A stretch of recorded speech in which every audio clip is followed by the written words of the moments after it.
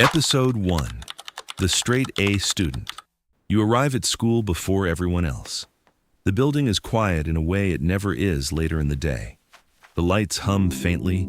The floors are still damp from cleaning. You sit down, take out your notebooks, align them with the edge of the desk. Pens arranged by color, no smudges, no wrinkles, no mistakes before the day even begins. You are 10 years old. You get top grades in every subject. Your name is the one teachers use when they want to motivate the rest of the class. Why can't everyone be more like you? They say, smiling in your direction. At home, it's simpler.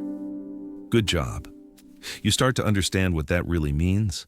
Approval is not random. It is earned. And once you earn it, you are expected to keep earning it. You raise your hand constantly, not because you are excited, but because silence feels dangerous. If you know the answer and don't speak, you are wasting your potential. If you speak and you're wrong, you are exposing weakness. So you calculate, quickly, efficiently, always trying to stay on the right side of that line. Mistakes begin to feel heavier than they should. Not just wrong answers, signals. You do your homework the same day. If the handwriting isn't clean, you rewrite it. If something feels slightly off, you erase it and start again. You check everything twice, sometimes 3 times, sometimes more, even when you know it's correct. They call it discipline. You experience it as pressure. At first, classmates ask you for help. You explain things carefully. You enjoy being useful. Then, the tone shifts. The same people start rolling their eyes when you answer too often. They laugh when you get something slightly wrong. The balance changes. Eventually, they stop asking. Eventually, they stop including you. You don't mark the moment it happens. You just notice that your world becomes quieter. You tell yourself it doesn't matter. You have your grades. You have your role. And roles, once assigned, are hard to step out of. Episode 2. The best in class. By the time you reach middle school, it is no longer enough to be good. You are expected to be the best, not just consistently good, visibly better. Your name is announced at assemblies. Certificates accumulate. Your parents keep them in a folder at first, then in a box, then in multiple boxes. You begin entering competitions, academic Olympiads, math, science, language. It starts small, then expands. School level, district, city, sometimes beyond. You learn a new kind of comparison. Not just, did I do well, but did I do better than them? You track scores. You remember who ranked above you last time. You notice patterns. You adjust effort accordingly. Winning doesn't feel like joy. It feels like relief. A temporary confirmation that nothing has slipped. Losing is different. Losing lingers. It replays in your head. You revisit every mistake, every decision, every moment where you could have done slightly more. Teachers shift their expectations. You can do better.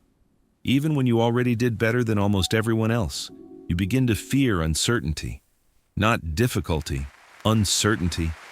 Problems that don't yield immediately become threats. They introduce the possibility that you are not as capable as you've been told. So you adapt. You prepare more. You anticipate. You learn to recognize patterns faster than others. You train yourself to respond before doubt can fully form. You also learn to hide hesitation, to pause without looking like you're pausing, to think without appearing unsure. Your social circle narrows. The people closest to you are similar, high-performing, focused, careful. Conversations revolve around scores, strategies, future exams. No one talks about pressure directly. Everyone feels it. Episode 3. The Graduate. Your final school years are structured around a single goal. Exams. Everything else fades into the background. You create schedules. You follow them precisely. Weeks are divided into subjects, days into blocks, hours into tasks. You optimize everything you can control. You take practice tests repeatedly. You analyze your results. You identify weak points and eliminate them. There is always something to improve. Your life becomes measurable. You get into a strong university, maybe the one you aimed for. Maybe the one everyone expected you to aim for. The distinction becomes less important over time. People congratulate you. You made it, but the moment passes quickly. The structure that held everything together disappears almost overnight. There is no next obvious target, no immediate ranking, no clear metric that defines success the way it used to. You feel something unfamiliar. Not failure, not success. A kind of emptiness. You try to fill it with new goals. Grades again, at first. Then internships. Then long-term plans. You choose a field that makes sense. Something stable, something respectable, something that keeps options open. You tell yourself you will figure out what you actually want later. Later becomes a flexible concept. Episode 4. The student university changes the scale of everything. You are surrounded by people who were all the best somewhere else. The distribution shifts, the baseline rises. What made you stand out before is now common. You receive your first imperfect result. It lands harder than expected. Not because it is objectively bad, but because it breaks continuity. You respond the only way you know how. More effort, more hours, more review, more precision. But the relationship between effort and outcome is no longer linear. You can work twice as hard and see only marginal improvement. Meanwhile, you notice something unsettling. Some people do less, visibly less, and seem fine. They pass. They socialize. They sleep. You don't understand how they tolerate uncertainty, how they accept good enough. You try to imitate it briefly. It feels wrong, incomplete, like leaving something unfinished. So you return to what you know. But a question begins to form, quietly and persistently. Who are you if you are not outperforming others?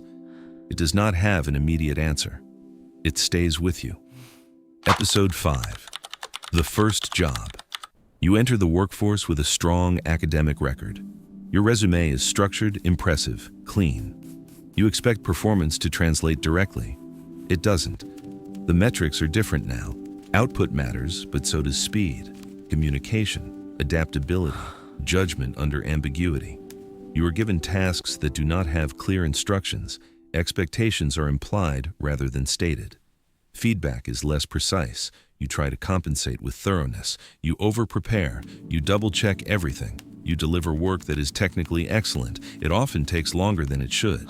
You notice colleagues who operate differently. They produce faster.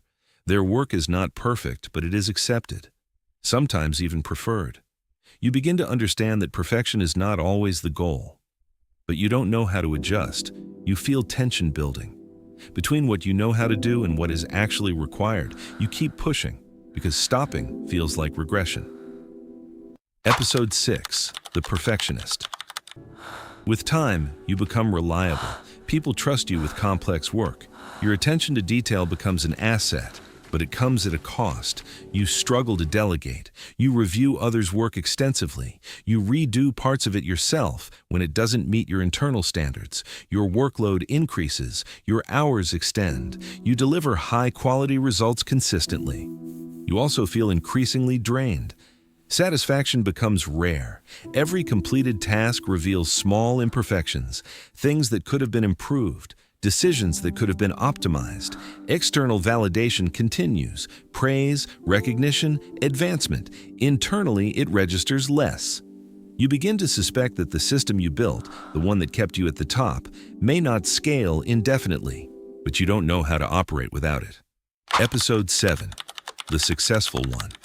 From the outside, your life aligns with conventional definitions of success. Stable career, financial security, professional respect. You set goals, you achieve them, the pattern holds. But the motivation behind those goals becomes less clear. They are logical, structured, reasonable. They follow a trajectory. They do not always feel meaningful. You notice a difference between doing something effectively and wanting to do it. The gap becomes harder to ignore. You observe others making decisions based on interest, curiosity, even uncertainty. It seems inefficient. It also seems lighter. You attempt to explore that space, slowly, carefully. You read, you reflect. You try to identify preferences that are not tied to performance. Progress is inconsistent. Episode 8. The Realization. At some point, a clearer understanding forms. You've spent most of your life optimizing for external evaluation. Grades, rankings, outcomes, recognition. It worked. it also shaped your identity in a very specific way. You begin to separate behavior from self, to see that performing well and being yourself are not always the same thing. This is not a dramatic shift. It is gradual. You allow small deviations, incomplete work, uncertainty. Saying, "I don't know," without immediately correcting it. Nothing collapses. The systems around you continue to function. Your value does not disappear. This creates space, not answers, but space. Episode 9. The choice. Change does not happen all at once. It happens in small adjustments. You reduce unnecessary precision. You set limits on how much time something deserves. You allow outcomes that are sufficient rather than optimal. It feels uncomfortable, sometimes wrong. You revisit old patterns under stress. You default to over-preparing, over-correcting, over-controlling. But now you recognize it when it happens. That recognition creates an alternative. You begin to choose differently, occasionally at first, then more often. You rebuild your approach, not from scratch, but with modification. Episode 10. The person over time. The label that defined you becomes less central. You are still capable, still disciplined, still attentive. But you are no longer defined solely by being a straight A student. Effort remains, but its purpose shifts. Mistakes remain, but their meaning changes. You engage with work, with people, with decisions in a way that is less constrained by evaluation. Somewhere else, a student is sitting at a desk, rewriting their homework for the third time, trying to get everything exactly right. They believe this is the path. In some ways, it is. It just isn't the only one, and it was never the whole story.